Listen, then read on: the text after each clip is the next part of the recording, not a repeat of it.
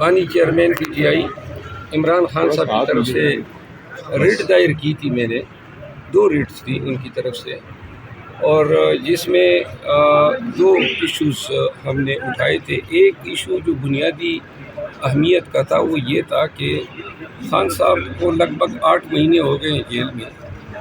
تو ہماری کوئی بھی ملاقات، وکلاء کی کوئی بھی ملاقات ان سے بغیر جو ان کے 2 فرشتے، ایک ہمارے ساتھ بیٹھا ہوتا ہے، ایک خان صاحب کی طرف بیٹھا ہوتا ہے، وہ ہماری تمام کنورسیشن سنتے ہیں۔ اور چونکہ وکیل اور موکل کے درمیان قانون یہ حق دیتا ہے، ایون پریزن رول میں بھی 566 رول کے تحت پرووائڈڈ ہے کہ وکیل اور موکل کے درمیان کوئی بات سنی نہیں جائے گی، تو یہ قانون پامال ہو رہا تھا، اور یہ حق بھی وکلاء کا بھی اور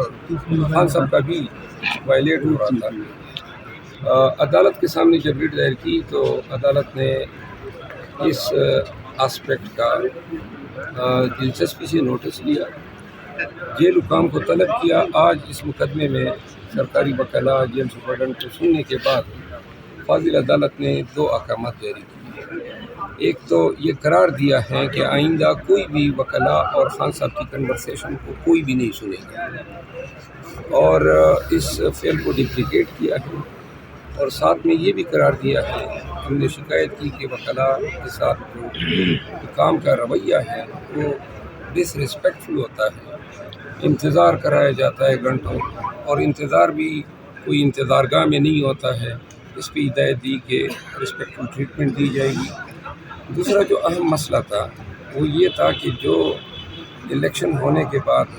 پارٹی کے کچھ معاہدین خان صاحب سے ملنا چاہتے ہیں اور خان صاحب کا حق ہے، جیل حکام نے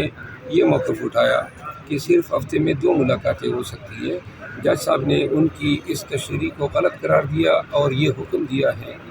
کہ منڈے سے لے کر سیچرڈے تک ہر روز خان صاحب کی ملاقاتیں ہو سکتی ہیں، اور ساتھ میں جن افراد کی ملاقاتیں ڈیزائر کی گئی تھی ان کو ملاقات جلد فراہم کرنے کی ہدایت کی ہے۔ تو یہ 2 احکامات ہوئے ہیں، اس سے ہمیں ایک ذہنی کوفت ہوتی تھی، خان صاحب کے ساتھ ہماری کوئی بھی گفتگو جو ہے وہ کلاسیفائڈ نہیں ہو پاتی تھی۔ ایک اور بات جس پہ عدالت نے آرڈر کیا ہے، ہمیں خان صاحب کے پاس کوئی کاغذ پین لے جانے کی اجازت نہیں ہوتی تھی، اور کبھی کبھار کوئی کاغذ لے بھی جاتے تھے تو اس کی فوٹو کاپیاں رکھ لیتے تھے۔ اس کی بھی عدالت نے اپنے حکم نامے میں سختی سے ممانعت کی ہے کہ وکلاء کوئی بھی کاغذات لے جائیں گے، ان کی کوئی کاپیاں نہیں بنیں گی، بے شک سرسری طور پہ دیکھ سکتے ہیں سرچ کے وقت، لیکن نہ ان کو پڑھا جائے گا اور نہ ان کاغذات کی کوئی نقول تیار کی جائے گی۔ ابھی تک یہ ہوتا آیا ہے کہ ہم جب بھی کوئی کاغذات لے کر جاتے ہیں وہ کاغذات ہم سے رکھ لیتے ہیں۔ الیکشن کے ایام میں ہمیں بڑی تکلیف ہوتی تھی، کیونکہ جن حلقوں کے امیدواروں کے نام ہمیں یاد ہی نہیں رہتے تھے اور بہت سارا کام ہوتا تھا، تو وہ سارے نقول پہلے سے اسکین کر لیتے تھے،